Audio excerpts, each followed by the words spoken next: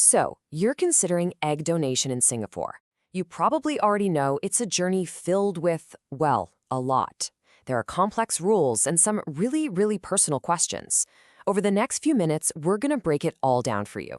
Think of this as your clear, simple guide to the road ahead. And yeah, starting this whole process can feel pretty overwhelming, right? There's just so much information to sift through.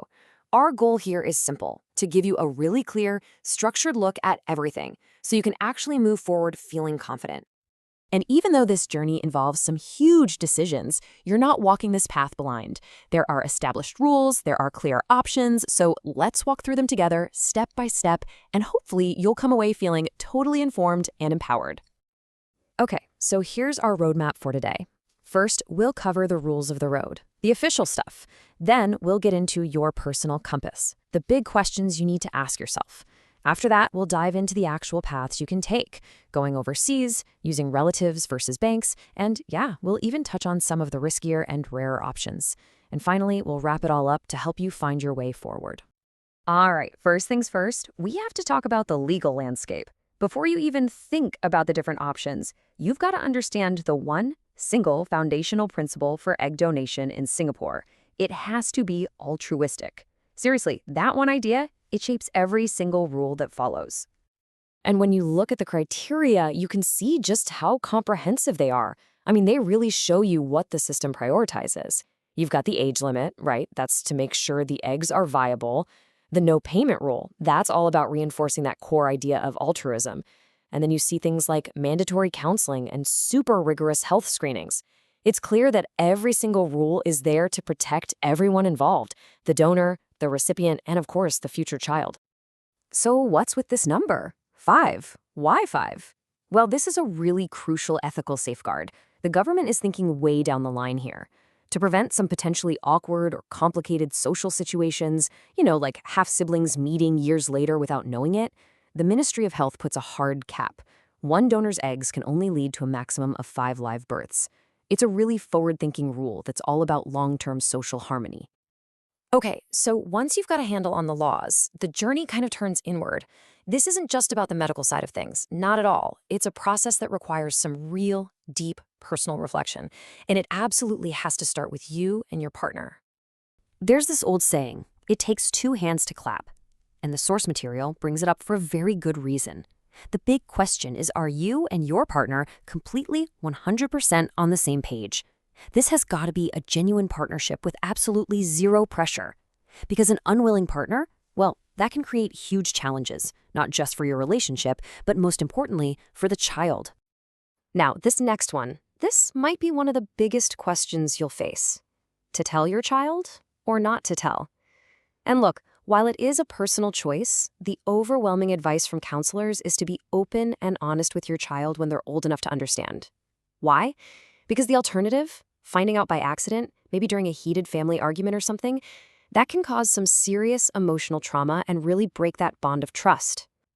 And let's be real, this whole decision is being completely reshaped by technology today. With all these affordable home DNA tests like 23andMe floating around, the chances of a donor-conceived child stumbling upon their origins by accident are, well, they're higher than ever before. In today's world, transparency isn't just a good idea, it's fast becoming the only practical approach. All right, let's shift gears and explore the actual paths you can take. We'll start with the most popular one for Singaporeans, and that's heading overseas for treatment. Now, going overseas, it's a classic case of pros and cons. On the one hand, yeah, the medical fees can sometimes be cheaper, and you can get access to things like advanced genetic testing or even sex selection, which is banned here. But, and this is a big but, you can't use any government co-funding or your CPF. Plus, you've got to factor in all the costs and headaches of travel and accommodation. It's a real trade-off. Okay, so if you go overseas, you're definitely going to hear the term PGTA. It stands for pre-implantation genetic testing, and it's basically a technique to screen embryos for big chromosomal problems, like Down syndrome. But before you jump on that, you really need to understand what it can't do. So here's the deal, and this is crucial for being an informed patient. PGTA is not some magic bullet that detects every genetic disease. It doesn't. And think about it. Since most egg donors are young and healthy, it might be a completely unnecessary step. The source material warns that some clinics might push this really expensive test just to make a profit.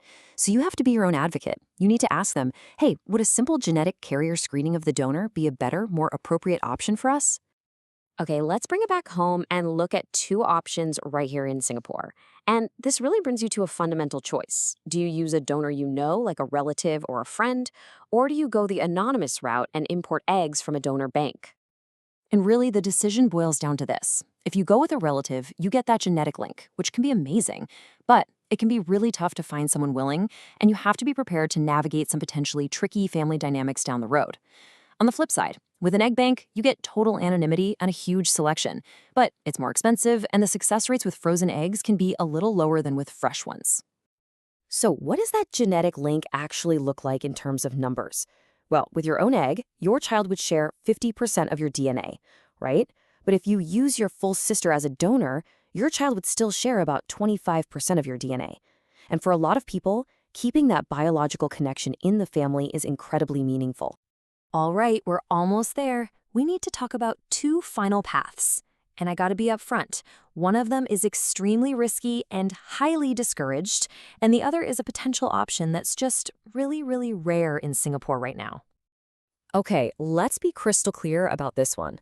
I really can't stress this enough, and the source material is completely emphatic about it. Do not pursue any kind of informal arrangement with secret under-the-table payments. This path is just loaded with danger, and it is flat out illegal in Singapore. And let's be really specific about what's at stake here. This isn't just about getting scammed and losing your money with no way to get it back. It's way more serious, because to make it work, you'd have to sign a legal form falsely declaring that the donation was altruistic. That's called perjury, and that could land you in serious legal trouble, facing actual criminal charges. It is just not worth the risk, period. The very last path we'll talk about is using surplus frozen eggs that have been donated altruistically by other women at local clinics. In theory, it's a beautiful concept, but the reality on the ground right now, these donations are incredibly scarce. Plus, you have to remember, patients usually use their best quality eggs for themselves first, so what's left over might not be, well, the best. It's something that might become more common in the future, maybe, but it's not really a reliable option today. Wow. Okay, we have covered a ton of ground, haven't we? From the strict, hard lines of the law all the way to the super personal, ethical side of this decision. So, the big question is, how do you take all of this and actually figure out your way forward?